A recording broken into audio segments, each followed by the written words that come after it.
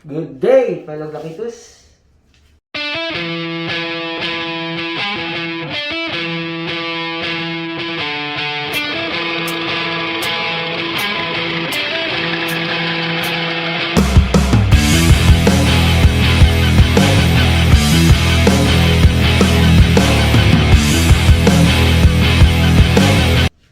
You are here again on my YouTube channel. If you are new to my channel, don't forget to like, subscribe, share, and hit that notification bell button for you to be updated on my next videos. Today we have here the Vortex 6 Mo Venom from Glockitus, Pilipinas. You can visit their FB page, like and share, www.facebook.com/glockitus, Pilipinas. You can call them at 0908-811-9122 for your inquiries and purchases. You can order from them. And for more technical inquiries, call them. You can also visit the FB page of Gplanet. It's a complete package, sealed and boxed, 6 Mo variant.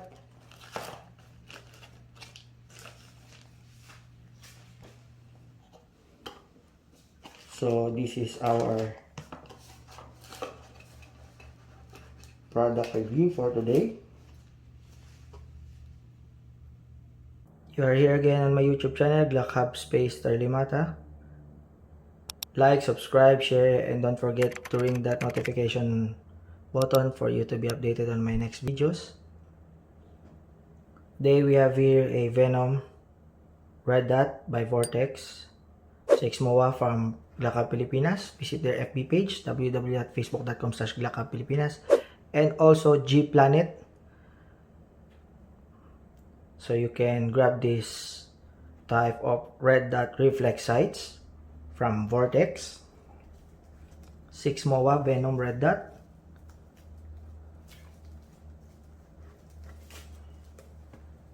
You'll get a free black coffee mat.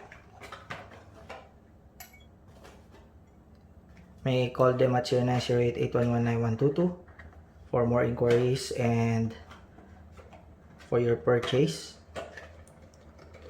to be processed immediately. And the high quality Glock car stickers, undisputed since 2014. So let's see what's inside.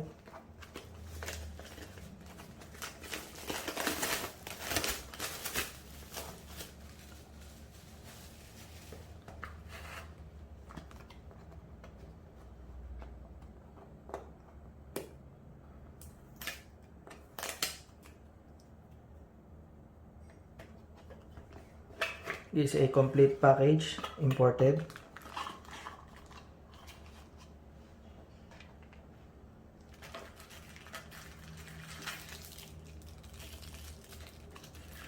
The package comes with the red dot reflex sights, wiper cleaning cloth,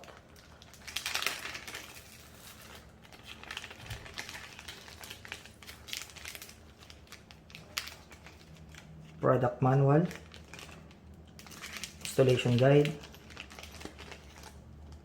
MOS Allen wrench for the plates, adapter plates, and Allen bolts. You will install this on your Glock MOS slides like the G17, G34, and the G19. Includes the hard rubber cover, battery, adjustment toolkit for windage and elevation adjustments, and your Picatinny rail adapter mount, so you can put this on your rifle, shotguns, long firearms. If you have an MOS, you can directly mount it. Just use your factory OEM adapter plates included in the package. Use the type 1 plate marked as 01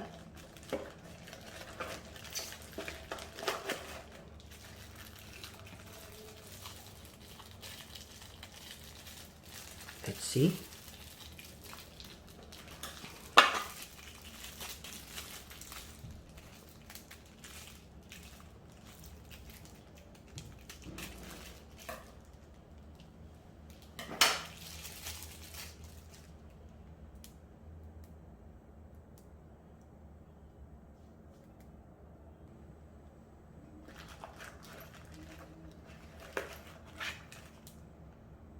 Try removing the on top battery mount cover for easy access, not like the previous version of red dots way back 2015 and beyond.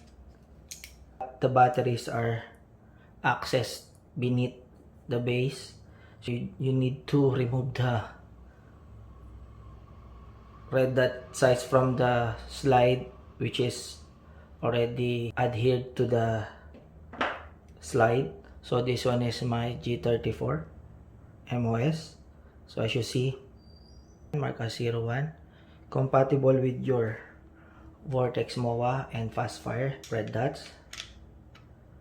So there's a foot pole, 4 poles. You can align it with that hole, and these 2 holes right there is where you screw or lock up this red dot sight using the provided Glock MOS Allen screw. Okay, like that.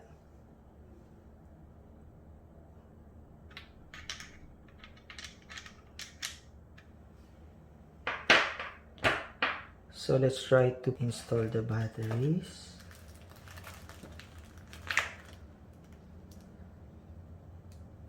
Okay.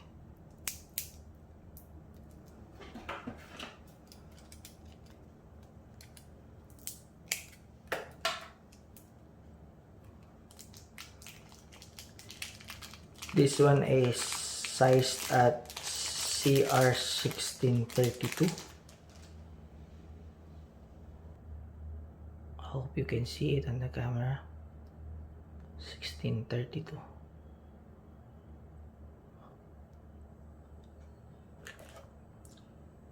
Let's try installing it.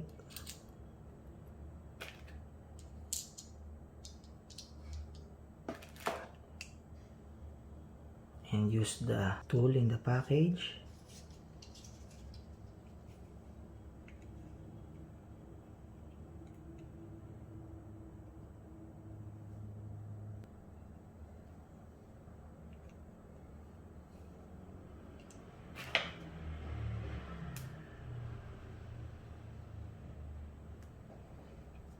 So let's try switching it on.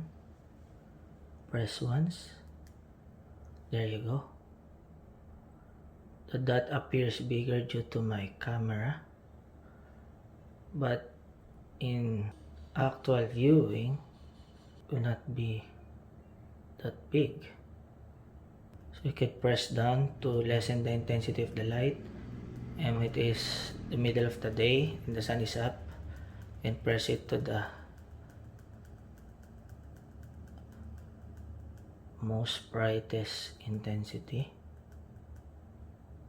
Pressing down the button for 3 seconds, it will turn off the red dot sights.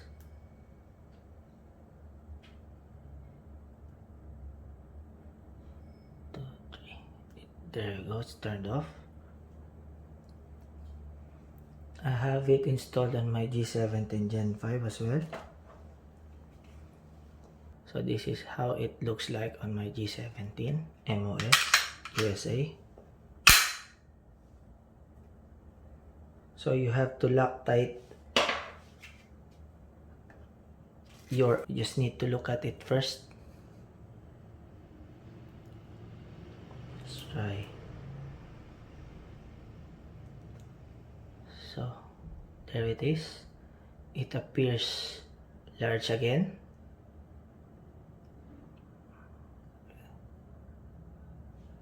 This is a 6 MOA there. That's the actual size of the 6 MOA red dot. On my G34, I'm using a co-witness sight, suppressor height size. It is higher than the usual factory polymer sights, as you see. The advantage of this is you will not be always dependent on your red dot for you to have a sight, especially if you want to carry your pistol, your Glock, or regardless of the brand. So the most mandatory upgrade for you to purchase is the co-witness sights. As you see, it is co-witnessed, so you can see or access the front and rear sight as you aim. Not like this one. I don't usually carry this, so you can't see it anymore. You'll be dependent on your red dot. So this kind of setup, before you get into it, think twice, because EDC priority is for you to point and shoot quickly in case you will have a real gun fight scenario. This one is good for competition. This falls under the carry optics division, or they call it in PPSA the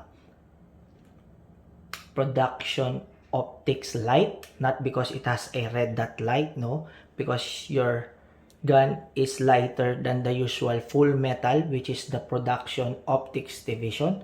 I think that is more than 1 kilo with magazine inserted. This one is less than 1 kilo with magazine inserted.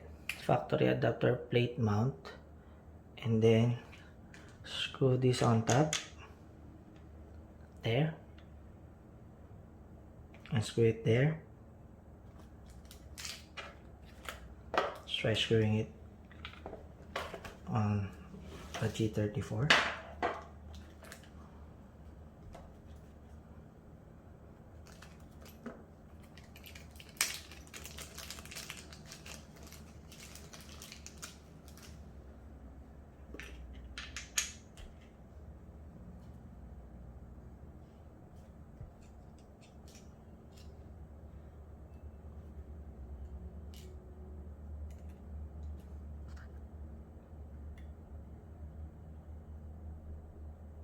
Turn it clockwise.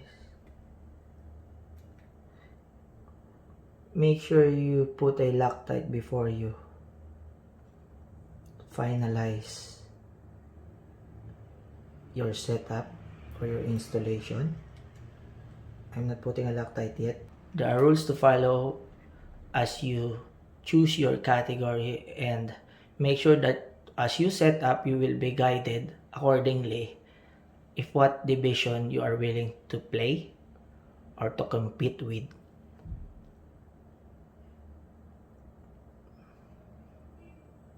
So there it is. Also, this is a 6 MOA.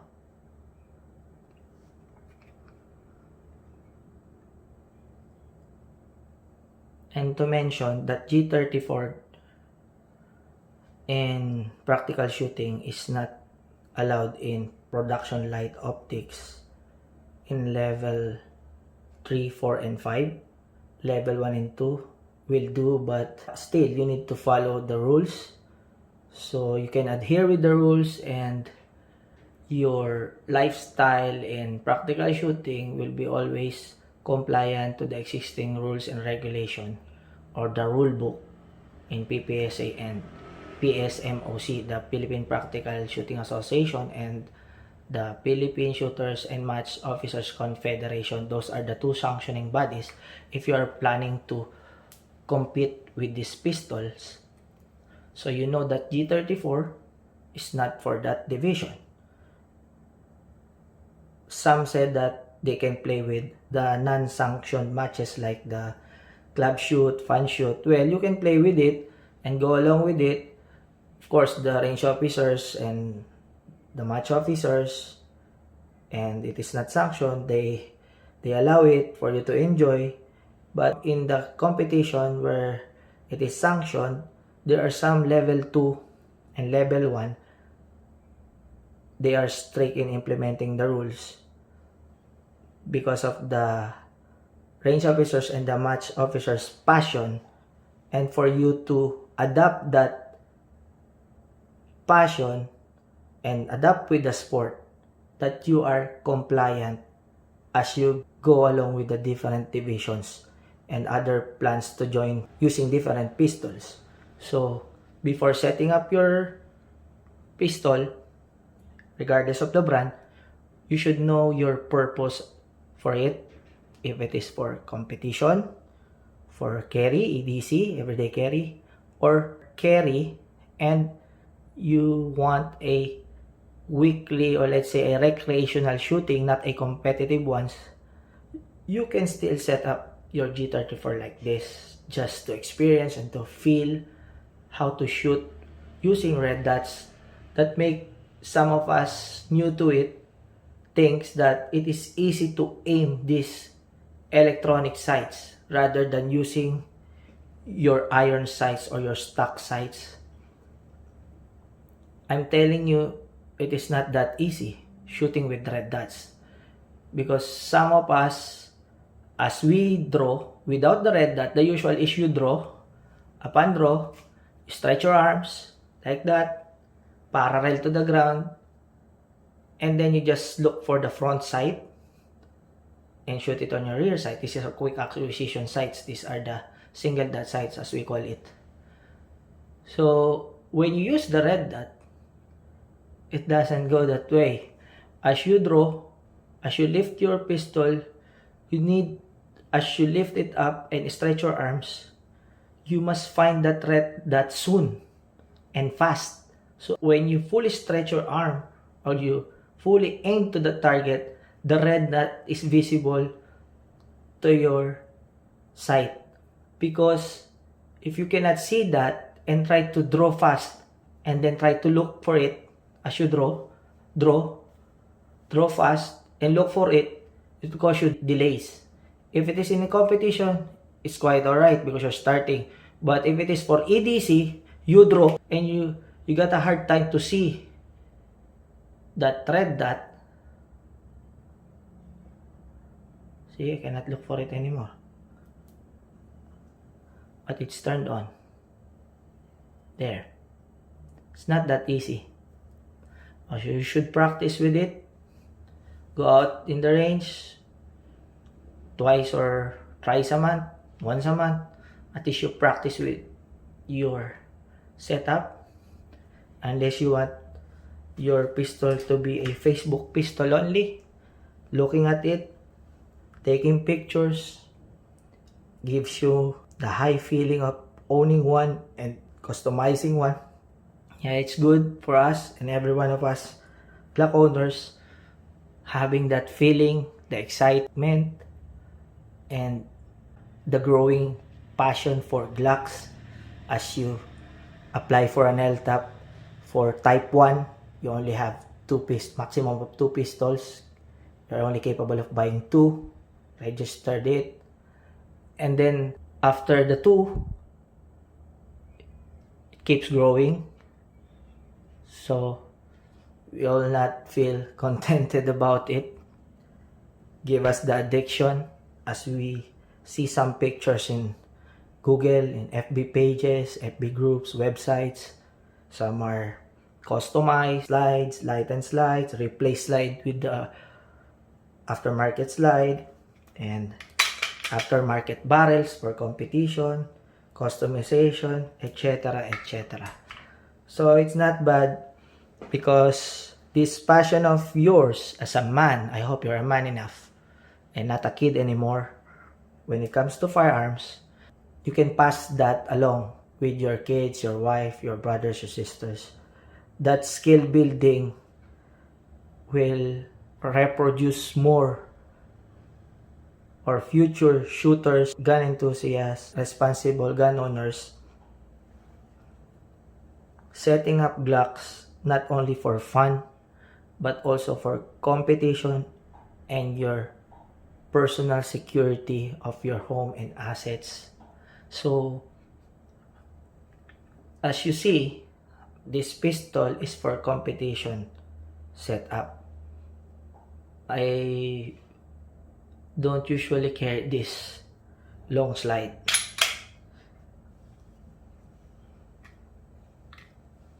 It's very heavy compared to the usual G34, the G17, because these are all stainless parts.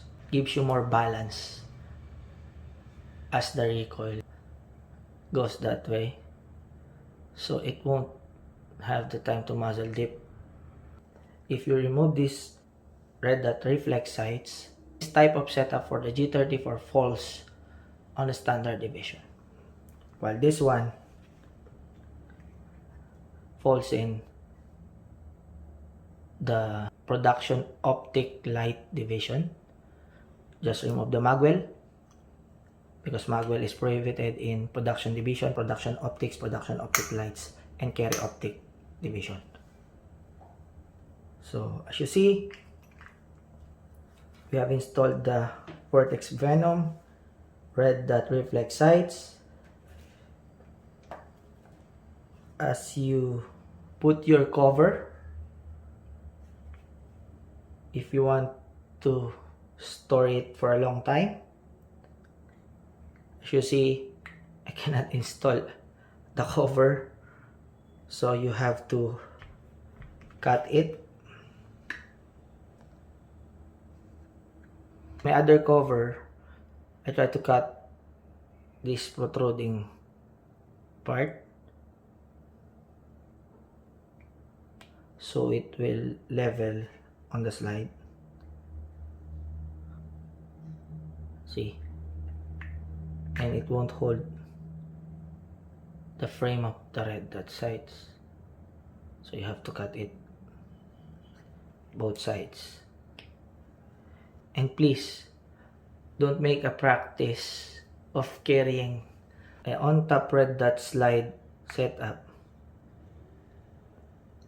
with cover inside your bag, because if you need to draw fast and you forgot you had a cover, you have to remove your cover and then turn it on.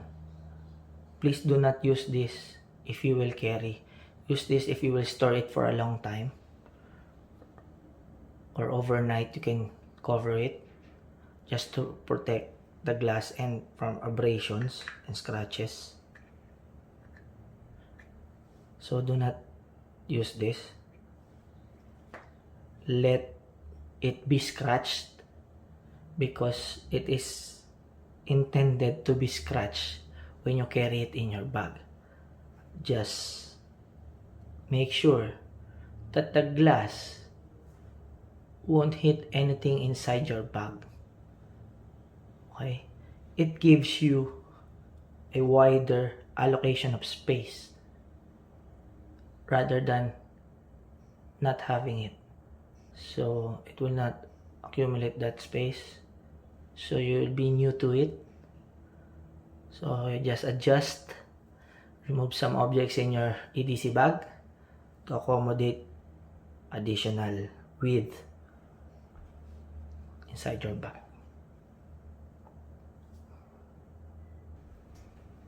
If you plan an EDC setup, you should also have an EDC holster, an IWB holster in black hub also, storm gray,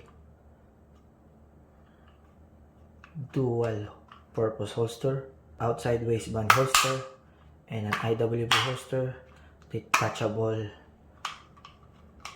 belt loop locks. So if you wanna go out in a range, just use the OWB clip. And IWB clip, use this one. So this one is provisioned for G17 Pin 5. As you see, it is ready for the TLR6 tactical light and laser, and it is cut and molded for a G17 with a on-top slide red dot sights so it will not hit the holster. And it is also provision for suppressor height sights or the high co-witness sights like this one. The holster can accommodate it. If you intend to replace with this type of high sights, see, you can see it there.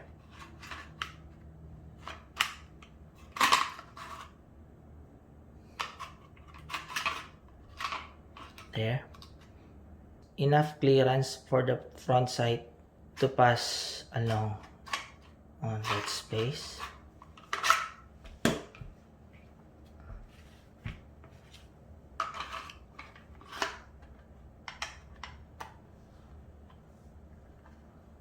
With retention screws, so you can tighten it at your own preference.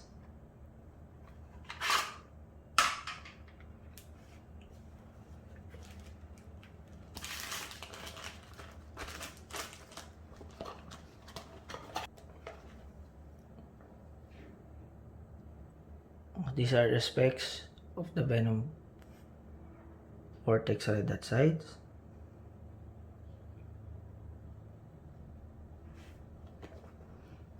And proudly made in the Philippines, but imported from the US. It's not ironic because some said that other levels of quality control are done there. So that's why they want it better, tough, and long-lasting. I've noticed something on this Vortex Venom red dots. On the left side is a boxed Venom. This one is the unboxed one. The difference between the two is that the provided tool in the package of the imported Vortex, the tip of the flat screw suits or fits the battery cover of the Venom, while the battery cover of the unboxed Venom is slimmer, narrower. The tool won't get in because this one is wider.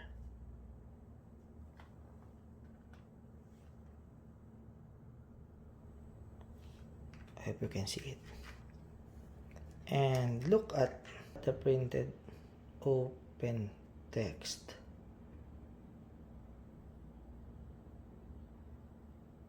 It appears that the boxed Vortex Venom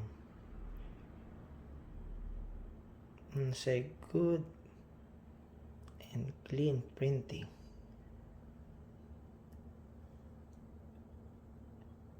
while on this one, readable, thick text, but it doesn't affect the performance. That's what I've noticed comparing the boxed imported and the non-imported unboxed units, brand new units.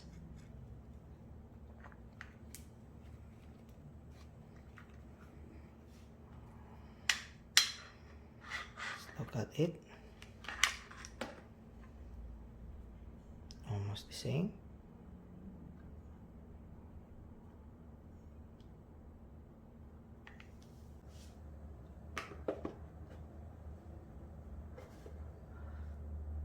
That's all for today.